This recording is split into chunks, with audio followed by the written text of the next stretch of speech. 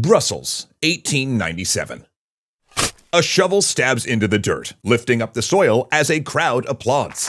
Watching this ceremonial start of construction is Leopold II, the Builder King, a man who is fulfilling his lifelong dream of renewing the urban center of Belgium's capital to be as impressive as the great cities of Europe. This is Leopold's vision of Brussels: modern architecture, museums, state buildings, ceremonial arches. He insists it will be stunning, even referring to the money financing these projects as stun funds. Ha ha! Meanwhile, a world away, a second shovel tips, dropping dirt. This time not Belgian earth, but rather the soil of the Congo Free State, a colonial project belonging exclusively to Leopold. And it is not breaking ground on a new museum. Instead, it's spilling dirt into a pit filled with severed human hands. Despite the great distance, these scenes are part of the same story, for the brutality of one pays for the beauty of the other. Stunning indeed.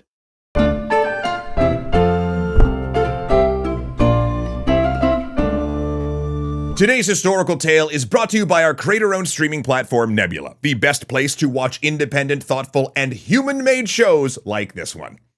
Whew, what a piece of work, Zoe. Hey, could you get me extra History HQ in the line? And a fresh cup of Joe would be great, bud. Thank you. It's gonna be a long night. Oh, hey there. You must be the new recruit I heard was coming. Welcome to TSI. That would stand for Tyrant Scene Investigation, but you already knew that. I take it you're here to assist in our 4-part investigation into some of the most infamous tyrants in history? Well, all right. In this series, we'll open our state-of-the-art historical crime lab, where we'll run a post-mortem on leaders of the past, the manners in which they used power, what motivated their crimes, and how history remembered them. You ready? Great. Start the recorder, lift the sheet. Subject is Leopold II, King of the Belgians and Sovereign of the Congo Free State. Date of reign 12/17/1865 to 12/17/1909. Let's get started. Now, at first glance, Leopold might not seem like a tyrant by traditional definition. Indeed, he is known in his own country as the Builder King, who gave Belgium the kind of institutions and prestigious buildings other European capitals were known for. Domestically, his 44-year rule was stable and largely prosperous. He helped set the Belgian policy of neutrality, and his time in power saw an expansion of rights for the populace, including the founding of public schools, institution of child labor laws, the right of workers to form unions, and universal male suffrage in 1893. Far from being an autocrat, the monarchy's power over Belgian politics actually shrank over his reign. Indeed, he was only the second ever monarch of Belgium, a country that had broken from the Netherlands in revolution and invited his father Leopold I to be its king. But it was not Belgium that Leopold II would rule as a tyrant, but rather a place he never personally set eyes upon, and ruled largely through ledgers, the Congo Free State.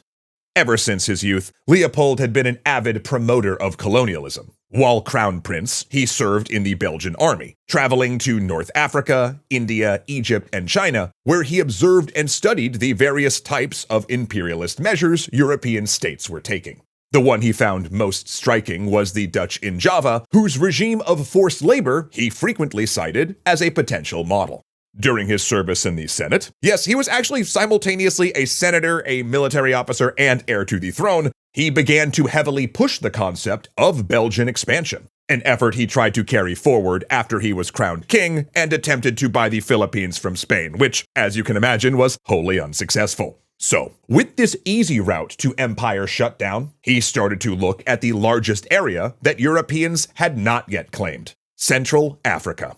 The area now known as the Democratic Republic of Congo was largely uncharted territory for Europeans, famously inhospitable due to terrain, indigenous resistance, climate, and endemic diseases. Despite that, by 1876, Leopold had personally decided to seize the region. That year, he hosted the Brussels Geographic Conference, a gathering aimed at founding an organization he could use as a cover for a colonialist venture in the region. The International African Association, he claimed, would be a philanthropic organization that brought civilization to the Congo by improving the lives of native people, missionary work, and opening it to free trade. His biggest claim, though, was that it would combat the Islamic slave trade operating out of Zanzibar, which was a popular cause among abolitionists in Europe. Leopold got his organization, then engineered his election as chairman, and started making moves on the Congo. His agent in doing so was the adventurer Henry Morton Stanley, who recently gained fame for locating the explorer Dr. Henry Livingstone. You know, like from the phrase, Dr. Livingstone, I presume. Yeah, that guy. However, Stanley was also widely known as untrustworthy and cruel, making him a perfect vessel for Leopold's expansionist dreams. Stanley went deep into the Congo, locating tribes and getting them to sign treaties in exchange for annual gifts of cloth. These treaties were horrendous, quite literally convincing the headmen of indigenous groups to make marks on documents they thought were non-aggression pacts between them and Leopold, but in reality gave up their sovereignty, declared them subjects of Leopold II, and gave him the rights to extract taxes in the form of goods and labor. Meanwhile, back in Brussels, Leopold formed a series of other organizations with similar names to the International African Association. This confusion, though, was intentional on his part, since Leopold intended to play a shell game of which groups were engaging in social causes and which were nakedly political or commercial. And that worked to his advantage at the Berlin Conference of 1884 through 1885. Where the great powers of Europe, plus the United States, gathered to systemize the scramble for Africa and avoid a conflict between European states. Using Stanley's stack of treaties and his group of prominent philanthropic organizations, Leopold won exclusive rights to most of the Congo Basin. Apart from losing a small chunk to France and being unable to charge customs on river traffic, Leopold basically got everything he wanted. He now effectively ruled as absolute monarch over the Congo Free State, a piece of territory far larger than Belgium, with a population several times larger than his European kingdom. All government employees in the Congo Free State would be Belgian, as would most of the officers in the Force Publique, its military/police force/resource extraction enforcers. A few years into his administration of the Congo Free State, Leopold declared all, quote, unclaimed land to be property of the state, meaning property of its monarch, making Leopold not only the sovereign, but the owner of most of its land. And if Leopold owned the land, he also owned the resources on it, meaning he could set the price he paid local people for extracting it. Essentially, he'd created a massive monopoly. So look, I know this is a lot of information, but these careful preparations and attempt to cover his tracks show that Leopold's crimes were premeditated. Unlike other tyrants we'll be examining in this series, these acts were not carried out due to paranoia, a lust for power, or even a response to real or perceived threats. Leopold wanted money, plain and simple, for himself and for his projects. Perhaps this is not surprising when you look at his character. Leopold was, even in his personal life, cold, misanthropic, and frequently cruel. He lived simply, decrying even regular baths or laundry service as, quote, extravagance. As a child, his mother and brother had died young, and he'd been kept at arm's length from his father. Then, as a young boy with no real friends, he often only valued people for what they could do for him. Later in life, his daughter's most lasting childhood memories would be of being punished. He drove his wife away, and did little to hide a string of teenaged mistresses. Now, since he did what he liked to all those closest to him, regardless of the impact on them, you can probably infer how he treated people who were not close to him, like the Congolese. And we won't belabor the point too much, because I think you can see that this is the part of the tale that's going to get incredibly brutal and dark. So viewer discretion from here on out is very much advised.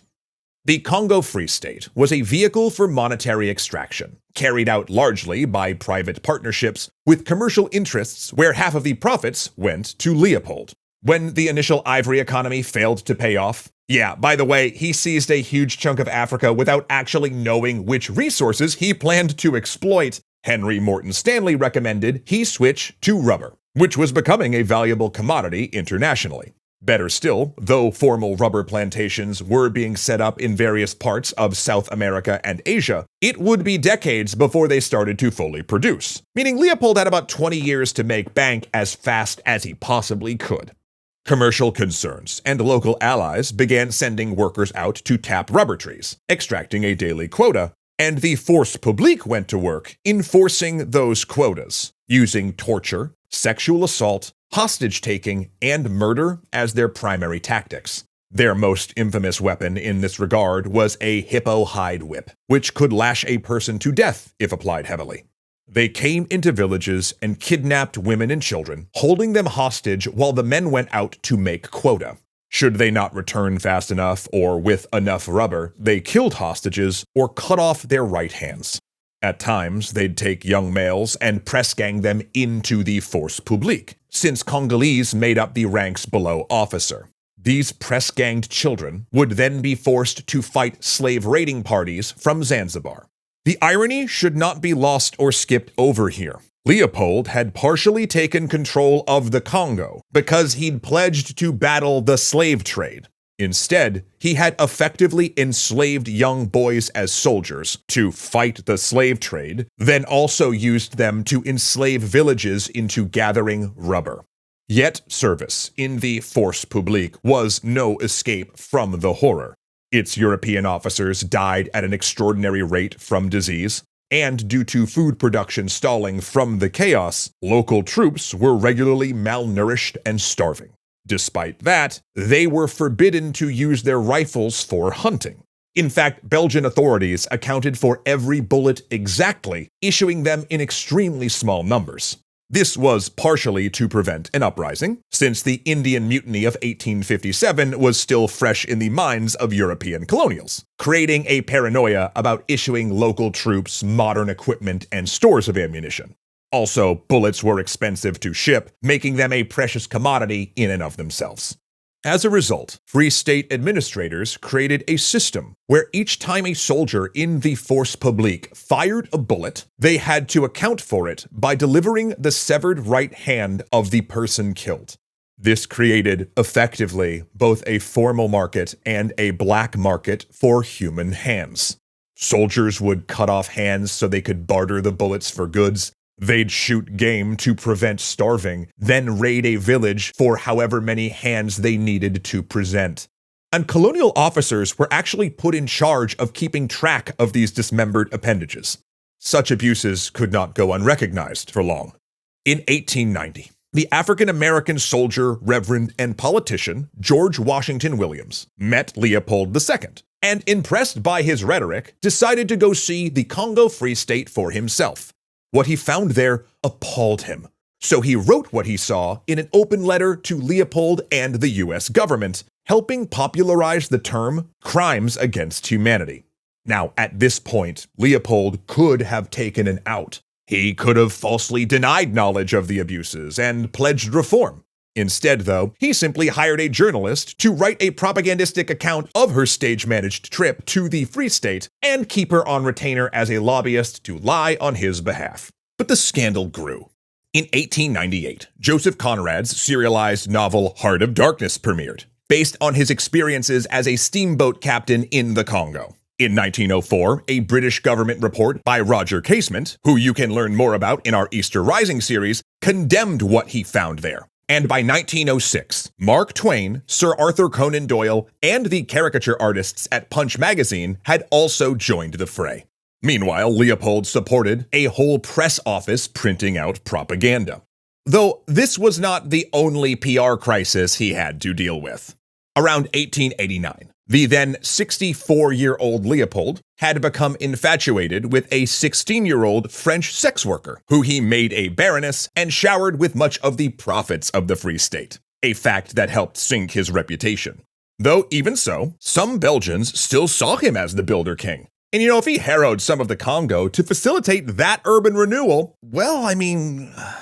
Despite some of that public indifference, by 1908, these scandals had become so intolerable that liberals and Catholics in the Senate forced Leopold to cede the Congo Free State to Belgian government control. Unfortunately, this also meant giving him a massive buyout from the public purse, some of it directed towards his building projects. Though before handing over control of the Free State, he did order its archives burned, stating, quote, "They have no right to know what I did there." He died the next year, immensely rich, reigning exactly 44 years over Belgium. And it is estimated that his 24 years of rule over the Congo Free State cost 10 million lives. Though, perhaps even more. Because though the Congo Free State became the Belgian Congo and the Democratic Republic of the Congo in 1960, Leopold II's damage arguably continues. His practice of forced labor set a reoccurring pattern, and to this day, rival militia groups in the Congo will seize mines and use violence to extract rare earth minerals. In 2025, the DRC produced 70% of the world's cobalt. Final post-mortem report. Leopold was, in some ways, a very modern tyrant. One who used public-private partnerships in his oppression, who engaged propaganda and the press in order to shape narratives, and who intentionally obscured or covered up his crimes. He kept the inhumanity and violence of his rule overseas, far from the public which could check his excesses, and who made citizens complicit by arguing that his massacres were in the interest of the populace. He ordered mass death for profit, a tyrant recognizable around the world today. But while he is the most modern tyrant the TSI is going to be investigating in this series, the one in the next drawer over is quite literally biblical. Herod the Great, the villain of the New Testament. Now, spoiler alert, dude did try to kill Jesus, but then again, did he though? Well, we're going to tell you all about the twists and turns of that tyrannical tale in 2 weeks when it launches on YouTube, or you could watch it ad-free right now over on Nebula, a streaming service a bunch of my creator friends and I helped build. But Matt, I hear you asking from the other side of that screen, why do you still have your Christmas lights up? Shh, come on, man, don't rat me out. But the other thing you might be asking is, I don't have a Nebula account, what do I do? Well, today is your lucky day, because you can use our link, go.nebula.tv/extrahistory, to get a free 3-day trial, which is more than enough time to watch our Herod the Great episode, but not enough time to watch the thousands of other great shows on Nebula, though I do dare you to try. If you accept, you could start with game shows from the Wendover crew like Jetlag and The Getaway. Move on to films like Dracula's Ex-Girlfriend by Abigail Thorne and The Dinner Plan by Patrick Willems, both of which are delicious by the way. Then catch some comedy series like the long-running NYC stand-up show Abolish Everything, which I am on both seasons of, or Amy's Dead End Dream House from Maggie Mae Fish, and then you can check out exclusive deep dive documentary series from real-life lore like Mad Kings and War Room. And then once you experience Nebula for yourself and realize that it is the best deal in streaming, our link, again that's go.nebula.tv/extrahistory, gets you 50% off your annual subscription. Just click the link below or scan the QR code right over here to lock it all in. And when you do, you'll be directly funding the creation of more shows for you to watch on Nebula and helping out our channel in the process. Again, thank you so much for that. Again, get access to Nebula by clicking or scanning here, or stay on the YouTube machine and check out our next video here, though that one will have ads, sadly. Good news, everyone! Angelo Valenciana, Dominic Valenciana, Frizzo Van Santen, Hunter Z, Joseph Blame, Lotus Wolf, Thomas Tate, and Zeliad's Architectures are patrons so legendary, I can't even put it into words. Wait, did I just do that?